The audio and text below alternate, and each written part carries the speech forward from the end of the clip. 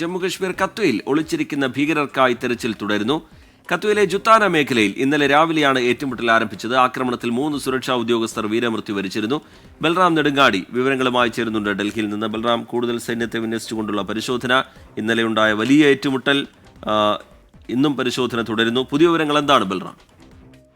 റിജിത്ത്, ജമ്മു കശ്മീരിലെ കത്വയിൽ ഭീകരർക്കായുള്ള തിരച്ചിൽ തുടർച്ചയായി ഇന്ന് 6ാം ദിവസവും പുരോഗമിച്ചുകൊണ്ടിരിക്കുകയാണ്. ഇതിനിടെ 3 തവണ ഏറ്റുമുട്ടലുണ്ടായിരുന്നു. ഇന്നലെ രാവിലെ ഉണ്ടായ ഏറ്റുമുട്ടലിലാണ് 3 പോലീസ് ഉദ്യോഗസ്ഥർ വീരമൃത്യു വരിച്ചത്. ഒപ്പം തന്നെ 5 സൈനികർക്ക് പരിക്കേറ്റിട്ടുണ്ട്. ഒരു ഓഫീസർ റാങ്കിലുള്ള ഉദ്യോഗസ്ഥൻ ഉൾപ്പെടെ 5 സൈനികർക്കാണ് ഈ ഏറ്റുമുട്ടലിൽ പരിക്കേറ്റത്. അതേസമയം ഈ ഓപ്പറേഷനിടെ 2 ഭീകരവാദികളെ സുരക്ഷാ സേന വധിച്ചു. ഇനിയും ഈ മേഖലയിൽ 4 ഭീകരവാദികൾ ഒളിച്ചിരിക്കുന്നുണ്ട് എന്നാണ് സൈന്യത്തിന് ലഭിച്ചിരിക്കുന്ന വിവരം. ഇതിന്റെ അടിസ്ഥാനത്തിലാണ് ഇപ്പോൾ കൂടുതൽ സൈനികരെ സ്ഥലത്തെത്തിച്ച് തെരച്ചിൽ നടത്തുന്നത്. ജമ്മു കശ്മീർ DGPയും ഈ തെരച്ചിലിൽ പങ്കെടുക്കുന്നുണ്ട്. നേരത്തെ അതിർത്തി കടന്ന് പുതിയതായി എത്തിയ ഭീകരവാദികളുടെ സാന്നിധ്യം കത്വയിലുണ്ട് എന്ന ഗ്രാമവാസികളാണ് സുരക്ഷാ സേനയെ അറിയിച്ചത്.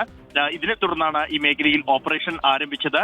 ഈ തെരച്ചിലിനിടെ ഭീകരവാദികളുടെ ഗ്രനേഡുകൾ, ഒപ്പം തന്നെ ഈ മറ്റ് ഉപകരണങ്ങൾ അടക്കമുള്ളവ, ബുള്ളറ്റ് പ്രൂഫ് ജാക്കറ്റ് അടക്കമുള്ളവ വനമേഖലയിൽ നിന്നും കണ്ടെത്തിയിരുന്നു. ഇതിന്റെ അടിസ്ഥാനത്തിലാണ് ഇപ്പോൾ തെരച്ചിൽ ഊർജിതമായി പുരോഗമിക്കുന്നത്.